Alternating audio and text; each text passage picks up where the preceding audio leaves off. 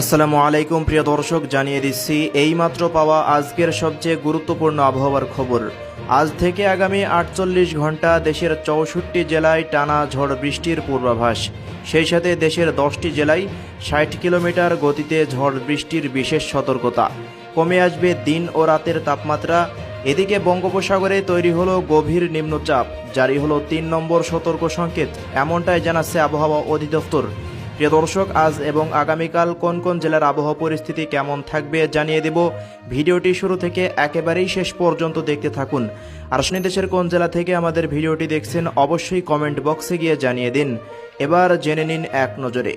আজ আবহাওয়া অধিদপ্তরের এক বিশেষ বার্তায় বলা হয়েছে, উত্তর বঙ্গোপসাগর এলাকায় নিম্নচাপের সাথে গভীর সঞ্চরণশীল মেঘমালা তৈরি হচ্ছে। এ কারণে উত্তর বঙ্গোপসাগর ও তার কাছাকাছি বাংলাদেশের উপকূলীয় এলাকা এবং সমুদ্র বন্দরগুলোর ওপর দিয়ে ঝোড়ো হাওয়া বয়ে যাচ্ছে। এই ঝোড়ো হাওয়ার কারণে চট্টগ্রাম, কক্সবাজার, মোংলা ও পায়রা সমুদ্র বন্দরে 3 নম্বর স্থানীয় হুঁশিয়ারি সংকেত দেখিয়ে যেতে বলেছে বাংলাদেশ আবহাওয়া অধিদপ্তর। প্রিয় দর্শক, উত্তর বঙ্গোপসাগরে অবস্থানরত সকল মাছ ধরার নৌকা ও ট্রলারকে পরবর্তী নির্দেশ না দেওয়া পর্যন্ত উপকূলের কাছাকাছি থেকে সাবধানে চলাচল করতে বলা হয়েছে। দর্শক, এদিকে আগামী 48 ঘন্টায় দেশের 8 বিভাগেই ঝড় বৃষ্টির সতর্কতা দিয়েছে বাংলাদেশ আবহাওয়া অফিস।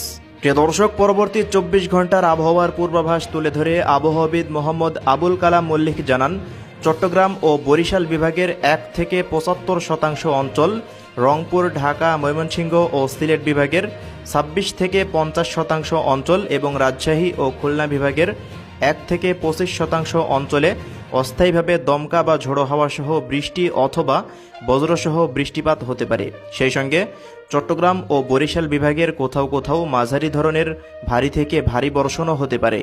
এ সময়ে সারা দেশে দিন ও রাতের তাপমাত্রা প্রায় অপরিবর্তিত থাকতে পারে। প্রিয় দর্শক, এদিকে আজ দেশের 10টি জেলায় 60 কিলোমিটার বেগে শক্তিশালী ঝড় বৃষ্টির সতর্কতা দিয়েছে বাংলাদেশ আবহাওয়া অধিদপ্তর।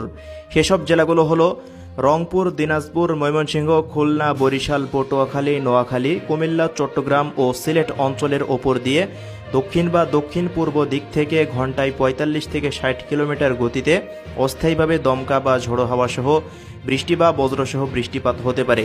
তাই এসব এলাকার নদীবন্দরগুলোকে 1 নম্বর সতর্ক সংকেত দেখিয়ে যেতে বলেছে আবহাওয়া অফিস।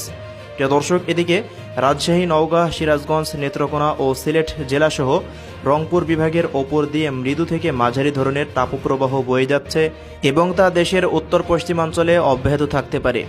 আগামী 3 দিনের আবহাওয়ার পূর্বাভাসে আবহাওয়া অফিস জানিয়েছে, এ সময়ের শেষের দিকে তাপমাত্রা আবারও বাড়তে পারে এবং দক্ষিণ পশ্চিমের মৌসুমি বায়ু তথা বর্ষা চট্টগ্রাম ও সিলেট বিভাগ পর্যন্ত আরও অগ্রসর হতে পারে। ধন্যবাদ।